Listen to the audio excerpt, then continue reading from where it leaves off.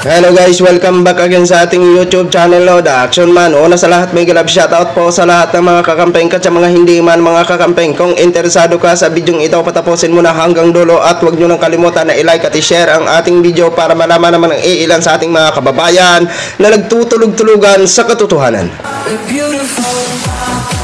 So muli naman nagbabalik ang nag-iisan yung host na si The Action Man para magbigay ng komentaryo at reaction sa mga mainit ng issue ng bayan. So ito ho mga ka-action, mga kakampeng ko, may gusto lang ho ako na i-share sa inyo. Sus Maria Josep, eto na po, naglabasa na ang katotohanan o pagtataksil sa kapwa nila senador. Kaya pala napaiyak ito si Senate Bato nung nagsasalita si Mig Zubiri habang siya ay nagpapaalam sa kanyang pag-resign bilang isang Senate President. Napaiyak pala siya kasi mga ka-action sa kahihiyan daw na daw parang hindi niya matanggap o kinonsensya daw siya sa kanyang nagawa. Kasi daw bago pa daw magkaroon ng ganon speech si Mig Zubiri sa kanyang resignation, isa din pala siya na pumirma na para magpalit ng Senate President. Diba napakasakit yun? At nung nalaman niya ni Mig Zubiri ay nasyak at ito ang mga reaksyon ni Mig Zubiri at Bato de la Rosa. Panoorin po natin ito mga ka-action.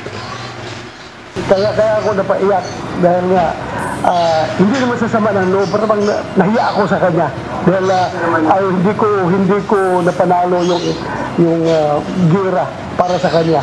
Dahil sa kahihiyan, kaya hindi napigilang maging emosyonal ni Senator Ronald Bato de la Rosa sa nangyaring pagpapalit ng liderato sa Senado kahapon.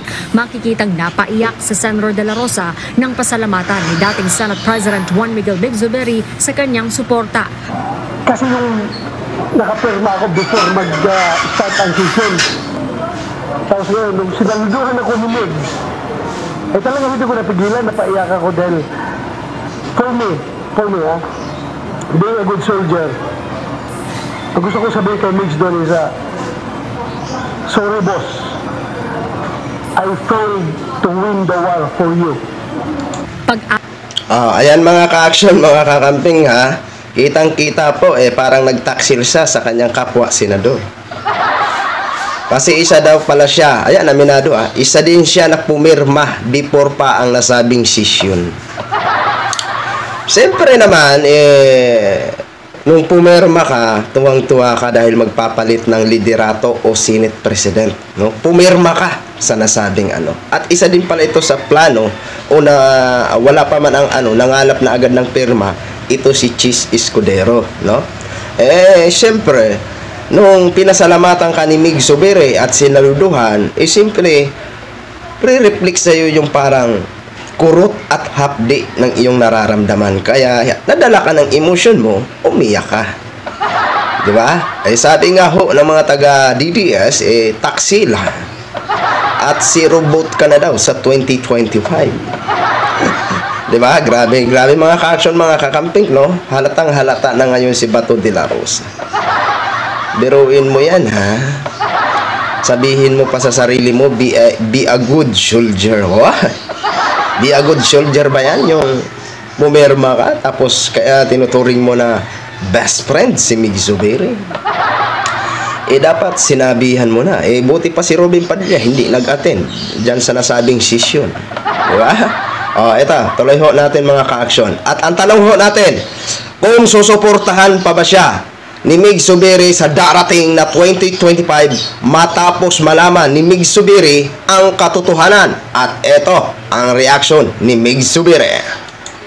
Pag-amin ni Senator Bato, last minute siyang pumirma sa resolusyon para suportahan si Senator Francis Chis Escudero matapos siyang makumbinsi na sumama sa mayorya. Pinag-iisipan na umano niyang lumipat sa minority block nang malamang aalisin na sa pwesto si Senator Zubiri. Nagtatago pa ako doon sa opisina ni Senator Tolentino Pero nalocate nila ako doon, pumunta doon, kinausap ako. Sabihan ako na kahit na hindi na kailangan yung perma ko because I was really contemplating seriously to join the minority after that incident. But I was persuaded by Senator Chis and Senator Alan Cayetano na please stay with the majority. Huwag kang pumunta sa minority. So, sumama ka na lang dito sa majority. Pag-amin pa ni Senador De La Rosa, sumunod lamang umano siya sa boto ng mga kapartido sa PDP na sina Senators Francis Tolentino at Christopher Bongo na parehong sumuporta kay Senator Escudero. Sumunod pala siya sa dalawa sa pagboto. So, ibig sabihin pala nito mga ka-action, mga kakamping, wala siyang sariling desisyon. Kung saan yung mga niya, nandun din pala siya. 'Di ba? Sunod-sunod siya doon. Ikaw, kung labag sa loob mo na pumirma para palitan si Mig Zubiri, ikaw mismo, magdesisyon ka. 'Di ba? Na ayaw ko, hindi kaya ng dibdib ko. 'Di ba? Pero dyan sa sinabi mo, sumunod ka pala sa dalawa kay Christopher Bongo at saka kay Francis Tolentino, masasabi nga natin na wala kang sariling desisyon. Silang dalawa talaga ay nag-decide na sumuporta kay Senator Jesus Escudero. Ayaw ko sana. Pero yun nga, may usapan kami na obligado sumama. Hindi na umano nasabi ni Senator De La Rosa kay Senator Zubiri ang Yun naman pala, may usapan pala kayo. At obligado ka pala na sumama. Kasi pag hindi ka sumama, hindi ka suportaran ni Bongo at saka ni Tolentino sa 2025. Nako, may malasakit center pa naman si Bongo kahit papaano, may mga boto pa rin yan. At iboboto ka pa rin. Kung hindi ka sumama sa kanila, zero ka talaga sa kanila. Ang desisyon niya bago magsimula ang sesyon kahapon. Sa sesyon ngayong araw, makikitang nilapitan ni Senator De La Rosa sa Senator Zubiri sa plenaryo. Pagsiwalat naman ni Senator Ayan na. Mag-aamin na siya dyan. Tingnan nyo ang reaction ni Mig Zubiri, mga ka-action. Senator Zubiri, nagulat siya sa inamin ni Senator Bato. Hindi ko mag-gets, hindi ko talaga maiisip, hindi ko talaga mag-grasp yung pangyayari yun. Pero at least alam niya na dinipensahan ko siya bilang isang chairman ng committee. At dahil dyan, nagkaroon po ng sakripisyo, ako po yung sakripisyo dyan, na nawala po ako sa posisyon. Let's move on. Ayan naman pala, nagkakaroon pala ng nagkakaroon pala to mga ka-action ng favoritism. Kasi sabi ni Mig Zubiri, alam niya na sinuportahan ko siya bilang chairman ng committee. Di ba? Kaya, yung priority niya ang investigation ng PDIALEX kaysa proposal ni Senadora Risa Hontiveros regarding sa West Philippine Sea na papaimbestigahan sana sa Senado. Kaya, imbis na mauna yung kay Senate Risa, mas nauna pa yung nahuli ang kay Senate Bato de la Rosa sa PDIALEX na kung saan sangkot si Mr. President at saka si Maricel Soriano. Dapat naman pala talaga napalitan ka. May favoritism ka pala, ha? Move on, pero yun nga lang, hindi ko talaga maintindihan. I'm in shock. Before the session. Sinabi ko sa kanya, bigyan niya ako ng pagkakataon. Hindi ko pa talaga ma-process. Ma-process. Hindi ko pa ma-process yung pangyayari. So sabi ko sa kanya, give me time, hinakap mo pa yung asawa ko. Di ba? Parang, wow, wag niya pa yung hinakap ang asawa. Nang matanong naman kung ikakampanya niya pa si Senator De La Rosa sa 2025 elections. Sa birthday ko sa Bukidnon, in front of 30,000 people, nakahat ko nga yung kamay niya. So, medyo masakit. Mananatili niya bilang isang block sina Senator Zubiri kasama ang 6 na senador na pumanig sa kanya bilang Nako, doon pala sa sinabi ni Mig Zubiri na masakit. Nako, mukhang babay ka na talaga sa 2025 Bato de la Rosa. Masakit, sabi daw ni Senate Mig Zubiri ang kanyang nararamdaman. Full of heartbroken ang atin ilang mga senador. Oh, Hello, baby. it's me. Ito yung sinasabi natin na ladies and gentlemen, our star of the night,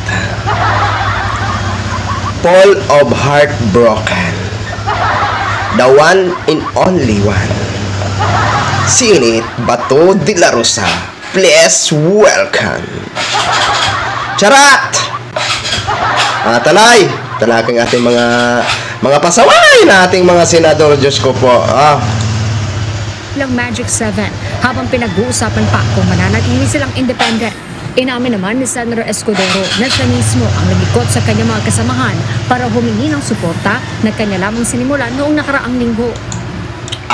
Okay, may pangarap din pala si Escudero na maging Senate President. Kaya pala siya, sinimulan niya na noong nakaraang linggo pa ang pangalap ng perma para siya ay magiging Senate President. Okay, Escudero ha, ayusin mong performance mo ha, iwasan yung tagay-tagay ha. Baka ikaw naman ang susunod na batikusin namin kapag hindi magandang performance mo dyan bilang isang Senate President. Abay, hindi ka naman makakaligtas kung ikaw ay taga Bicol. Abay, hindi ka talaga makakaligtas sa amin kahit taga Bicol kami. Ay, bibira din kami. Pupuna talaga kami. Babatikusin ka talaga namin kung hindi magandang performance mo bilang isang Senate President. Kaya sana, bilang ikaw ay Senate President, maging patas ka din ha. Walang kuro kaibigan ha. Ayan ka na naman. Sige. Titingnan namin ang performance mo kung paano ka ba mag-handle bilang isang Senate President. Okay? Sa ngayon, sige, go ka lang. Pero sana maging patas ka. Dahil kung hindi ka maging patas, abay, uulan din ka na naman ng batikos namin. When I say sinimulan ko makipag-usap, dahil marami naman ng at that time na may mga agam-agam. Bukas, pag-uusapan ng mga senador ang pinal ng mga uupong chairman sa mga komite, pero inaasahang mababawasan at mapupunta sa ibang senador ang ilan sa mga pinamumunog komite na mga naihalal sa bagong posisyon.